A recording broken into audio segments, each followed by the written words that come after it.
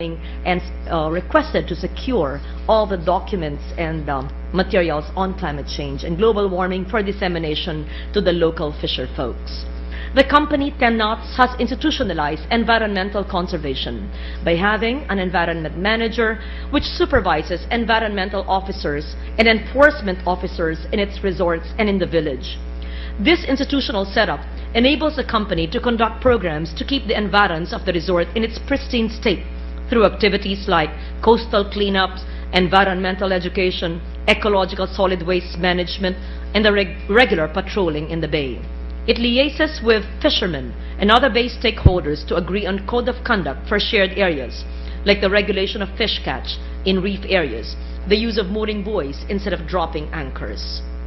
The company also actively seeks collaboration with the LGU, NGOs, and the local stakeholders for its environmental initiatives. There is a dynamic collaboration with the people in the community who have rebuked the temptation of succumbing to crass commercialism. The 10 Knots Environment Department is supported by institutions like the El Nido Foundation and the World Wildlife Fund, the UP Marine Science Institute, and others who have provided services to help enable its programs to succeed. And just recently as well, I visited DAET in Camarines Norte and was very glad to find out that they were actually practicing solid waste management, the law that we authored way back in January of 2001. We went to its most populous barangay and talked to its barangay people and saw how they were selling Zesto bags and slippers made out of the plastics from their reused garbage. It is truly amazing how LGUs in different parts of a country, Mr. President, have actually imbibed and have ingrained upon themselves the importance of the implementation of environmental laws.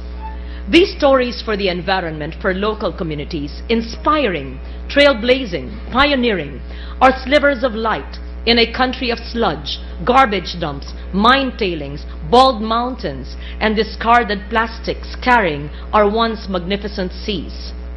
The local communities took up the cudgels and have shown dynamism and creativity in pursuing projects to help resuscitate our degraded physical environment. These stories show that the determination and creativity of public and private entities, NGOs, people's organizations, law enforcement agencies, and even universities and research institutions can actually go a long way. The support of LGUs in environmental protection, preservation, and conservation is also the guarantee that projects for the environment get off the ground and are pursued aggressively and succeed. For in the overall scheme of project implementation for the environment, it is the LGUs that set up offices at ground level, provide the staff, pass local ordinances and regulations to support and complement the projects, and organize the stakeholders. From our end, Mr. President, we should recognize and appreciate the pioneering efforts for the environment. And after the recognition, we should support the successful initiatives with incentives. I have filed a bill titled An Act Providing for the Framework in the Conservation, Development, Management, and Utilization of Environment and Natural Resources, which I believe represents the collective sentiment of all the senators in this hall on the environment. The bill seeks to integrate and harmonize the fragmented, sector-oriented laws and issuances on the environment to achieve what we have been dreaming of all along, the effective and viable management of our environment and natural resources down to the LGU level through a policy of shared responsibility by the community, the national and local governments, the private sector, and all stakeholders. To ensure the replication of the best practices of Albay, El Nido, and Puerto Princesa, of Bantayan Island and Daet Camarines Norte, of other communities that I have not mentioned today, but which have been doing good environmental work very quietly but effectively, this bill mandates the establishment of a special incentive system to recognize such exemplary community leadership, cooperation, and collaboration for the preservation and enhancement of fragile island and other ecosystems.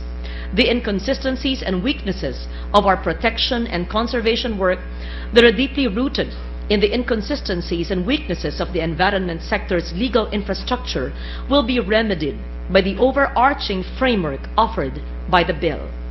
Policy should also be crafted to see to it that the best practices for the environment at the local level are replicated in areas that need to adopt them.